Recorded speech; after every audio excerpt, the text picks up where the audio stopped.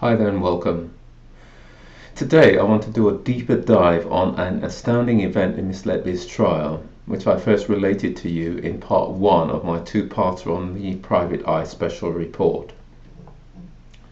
I think it is important to do this as I am fairly sure the sheer violence that was done to a previously inviolable principle of criminal law in the context of this one trial has never registered in the popular consciousness, even among the thinking people who question the safety of the conviction.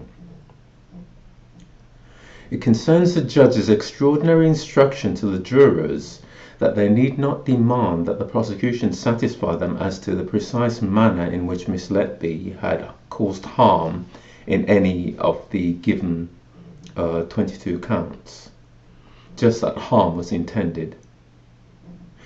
And no, this video is not just a potboiler. The question of the location of all the guilty acts may well be the greatest of the many anomalies apparent over the period from the opening of the police investigation to the end of the trial over 6 years later, and is certainly the most glaring and impactful anomaly from the trial itself. On top of that is the fact that murder as an offence against a person is an outcome or result crime. This means it involves a change in the physical or mental condition of the victim. So the voluntary physical act or omission pointed to and proved can only then go on to bear the load of Actus Reus necessary to convict the defendant if it can also be proved beyond reasonable doubt that the harm would not have occurred without the defendant's act or failure to act. It's something called the legal principle of causation. I'll obviously explain. It will become clearer to you. As stated in part 1 of my Private Eye video, two-parter, standard criminal offences ranging from minor assault through theft, sexual offences, all the way up to murder all require two distinct qualitatively different elements to be simultaneously in existence to constitute a criminal offence and therefore support a conviction in subsequent criminal proceedings. Those are an actus reus and a mens rea. The former translates from Latin as guilty act, the latter as guilty mind.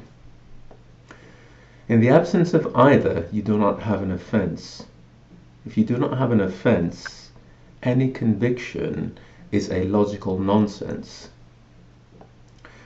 For an act to perform the role of actus reus, it must be a voluntary action which is prohibited by law in the UK, or, again voluntary, and only pertinent to offences against the person, a failure to act in circumstances where there is either a statutory responsibility to assist, like for a lifeguard or a medical professional, or the nature of the relationship between the defendant and the victim is such that the law imposes a duty of protection on the defendant. The guilty mind or mens rea aspect is essentially knowing that your action or omission is a breach of the law, or being so unthinking about breaching the law through said voluntary act or omission as to constitute recklessness. To give examples, in a theft case, the actus reus would be the physical act of taking someone else's property without permission, while the mens rea would be the intention or knowledge of committing the theft. In a drug possession case, the actus reus would be the possession of an illegal substance.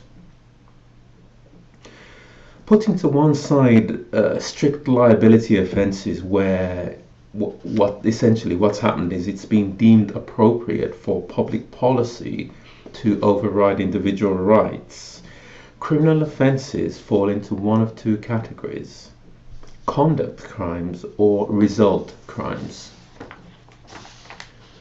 Examples of conduct crimes would be simple drug possession, having the illegal substance on your person in public without lawful authority or reasonable excuse, and sexual offences involving adults, whereby the activity is engaged in without the consent of one person. The Actus Reus inquiry is satisfied and ends at the conduct in such cases. All that remains is to convince a jury beyond reasonable doubt that the conduct did actually take place in order to secure a conviction, obviously assuming that you're going to get the mens rea afterwards as well. With a result crime like murder, however, the prosecution faces a further hurdle: causation. Causation is a requirement that the defendant's conduct must have directly caused the criminal outcome. For causation to be satisfied, there needs to be established a link between the defendant's actions and the harmful result. Otherwise, the conduct cannot bear the load of Actus Reus, so there can be no conviction. Result crimes therefore require the defendant to cause a prohibited consequence before liability can be proved. There has to be a chain of causation between what the defendant did and the prohibited result. In Miss Letby's case, the prohibited result is obviously the unlawful death of each baby. We already know that the nearest thing we have to anything with even the semblance of an event with the evidential potential to support Actus Reus across all 22 counts is Jairam's fevered imagining that Miss Letby was the nurse monitoring baby K at the time of the oxygen desaturation event. If the charge in that case had been that that particular collapse, less than 2 hours into the baby's life, had so compromised the baby's viability that it was the reason she had to be allowed to die 3 days later, then Jairam's claim that he saw the nurse standing over the baby taking no action would be explorable as an omission at a time when a duty to assist existed. The question is academic, though, as obviously the offence charged in that case was and convicted, of course, was tube dislodgement, imagined, of course. But the point I seek to make and underline is that across all 22 counts, there isn't a single event, action, or piece of conduct by Miss Letby capable of being tested evidentially as to whether it is sufficiently provable to bring into existence a potential Actus Reus to then be further tested for causation. For completeness, though, let's look through each of the 9 convicted methods of attack individually from the causation perspective. So, method 1, air embolism. This can cause cardiac arrest if the bubbles of air lodge in the heart. A neonatologist of national repute, possibly the same one who back in October of 2016 was called in to do the review of the 17 baby deaths at the unit. She gives information in Private Eye that medical literature cites vigorous cardiopulmonary resuscitation, high pressure ventilation, and poor intravascular line management as medical explanations for air embolism, along with the possibility of deliberate injection of air into a vein. Now, in all the air embolism cases, the babies were in fact subjected to vigorous cardiopulmonary resuscitation and high pressure ventilation. She further points out that the documented facts of the unit having relatively inexperienced staff and being close to operational meltdown would make substandard outcomes like poor intravascular line management more likely. So even if a potential guilty act had been identified, could 12 reasonable people find causation proved beyond reasonable doubt in such circumstances? Method 2 now. Bolus of air in nasogastric tube. The prosecution case with these counts is that the filling of the stomach with air put pressure on the lungs, precipitating the oxygen desaturation event collapses.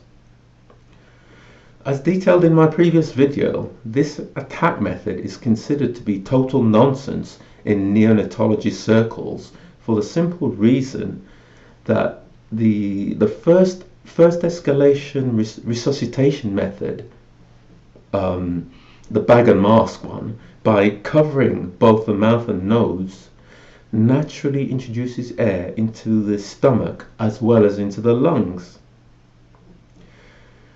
Even with direct evidence of air being deliberately introduced into a baby's stomach, a bag and mask resuscitation with proximity in time would represent an evidential 10-foot wall in proving causation.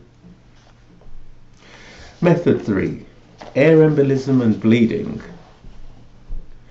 I'm not sure how the bleeding at the back of the mouth, which from what I've read is a routine occurrence with intubation attempts and even after successful intubation, just from the fact of this foreign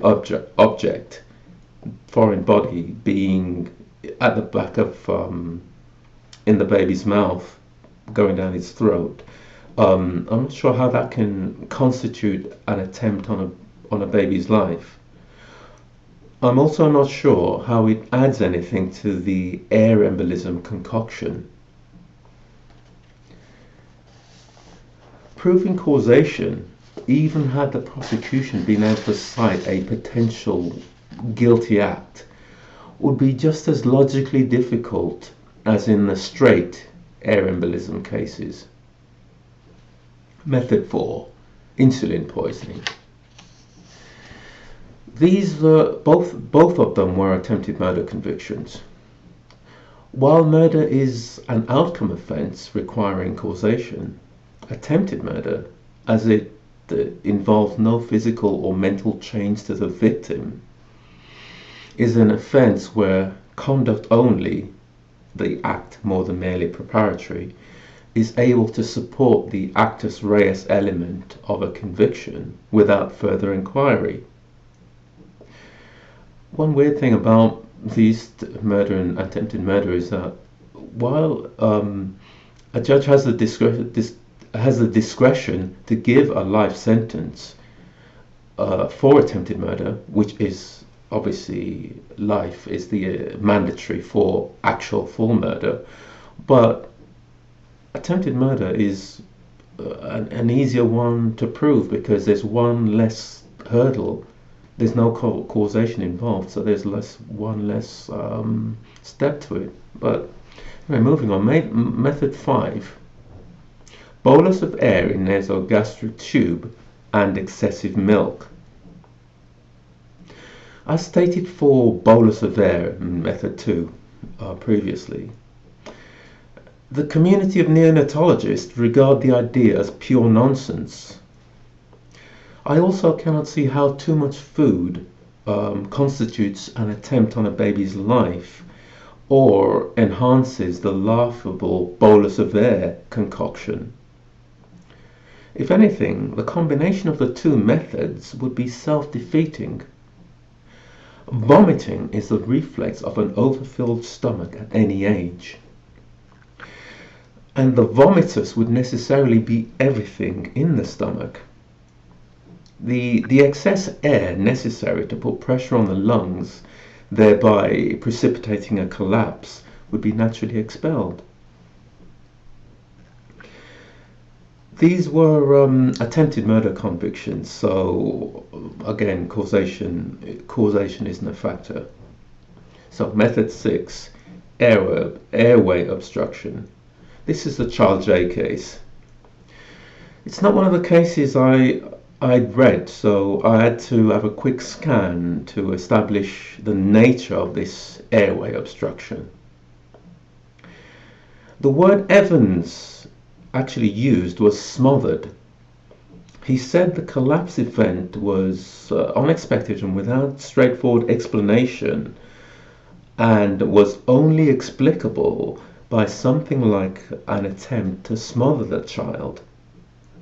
This is despite the fact that the baby had a necrotic and perforated bowel, necessitating the fitting of one of those external stoma bags. All that can really be said about this is that it is more obviously purely malicious speculation than the main attack methods, though they also come from the same place of fantasy and malice. The baby, born October 31st, 2015, weighing 3 pounds and 12 ounces, does not appear to have been premature, and therefore would have had fully developed lungs capable of breathing without assistance. The baby was exactly 4 weeks old at the time of the event, convicted as attempted murder. So it is likely that a nasogastric tube wasn't part of the equation. Had one been available for use in Evans's concoction, I've no doubt that this case would also, like several others, be listed as bolus of air in a nasogastric tube. Again, as an attempted murder, proof of causation isn't required. So, method 7, tube dislodgement. Although this child lived for only 4 days, this is obviously the baby K case, which was hung jury in the original trial, retried in 2024, and somehow resulted in a conviction. So yeah, as I was saying, although the baby only lived for 4 days, the offence tried at court was attempted murder. So once again, causation doesn't come into the picture. So method 8 of 9, inflicted trauma. The speculation masquerading as an actus reus in this conviction of attempted murder is that blood at the back of this baby's mouth was a result of Miss Letby secretly manipulating the tube. This is despite the fact of haemophilia in this child having been diagnosed, and the fact that, as I mentioned before with some of the earlier methods, intubation attempts routinely cause bleeding at the back of the mouth of all babies, and even afterwards the simple presence of a foreign object in the throat area routinely causes bleeding too. Anyway, once again, as an attempt, causation isn't a factor. So finally, method 9, inflicted trauma to the liver and bolus of air in nasogastric tube. This is Breary's baby O. Miss Letby was supposed to have basically punched the baby to cause the liver injury, which was identified during the police investigation. I mean, I believe this baby did have a post-mortem, but it seems somehow it wasn't, this liver injury aspect was not picked up then. But as we learned at Mark MacDonald's press conference, review of the medical file by other by experts revealed it instead, the liver injury, to be a result of excessive air pressure into the lungs in the assistance to breathing, pushing the liver lower in the torso, and Brary then lacerating it after choosing to insert the needle to do an aspiration of the distended stomach on the right side rather than the left. The catastrophic injury being undetected and therefore untreated, the baby then died through a combination, I think, of the shock to its system of the trauma and the internal bleeding. All I'd say on it is that if Brary were ever put on trial for manslaughter for his negligence in this, causation would be a walk in the park. So those are the nine attack methods, accounting for all the various murder and attempted murder convictions. In finishing up, I mean, I have to say that Mark MacDonald is obviously a very experienced barrister, and I would not presume to tell him how to be going about his business, but I would hope that he raises the questions about both the Actus Reus and, for the murder counts, the necessary causation following on from that in his submissions both to the Court of Appeal and the Criminal Cases Review Commission. Having now rejected 2 appeals, the Court of Appeal, ego defensively, might be reluctant to now be seen to take issue with something as glaring as one of the 2 necessary elements for each conviction being absent. But with a highly respected neonatologist being more or less on record in private eye that while deliberate harm even remains a possibility for the outcomes that Miss Letby has been held criminally responsible for, it trails in like last place behind a number of other more natural, reasonable and probable explanations in the circumstances of the chaotic, understaffed, overexposed and failing Countess of Chester neonatal unit of 2015-2016. In closing now, just to further underline the point about the lack of this key element in bearing the load of conviction, consider this question. Would Goss the judge have needed to tell the jurors that they shouldn't demand that the prosecution show them the precise method of the claimed crimes if there were in fact the required guilty acts across all the counts, provable beyond reasonable doubt as English law requires? If the so-called crime event is not reducible to intelligible concepts that can be readily communicated by language, they have no meaningful existence outside the twisted imagination which concocted them. If it cannot be defined in the real world, that is the best possible proof that it doesn't exist. So that's what I wanted to say about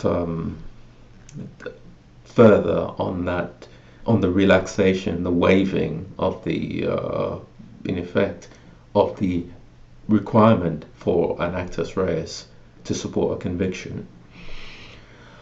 As usual, please feel free to use the comment section below to share your own thoughts and any information you think might be of interest. And thank you for your time, thank you for watching, and all the best to you.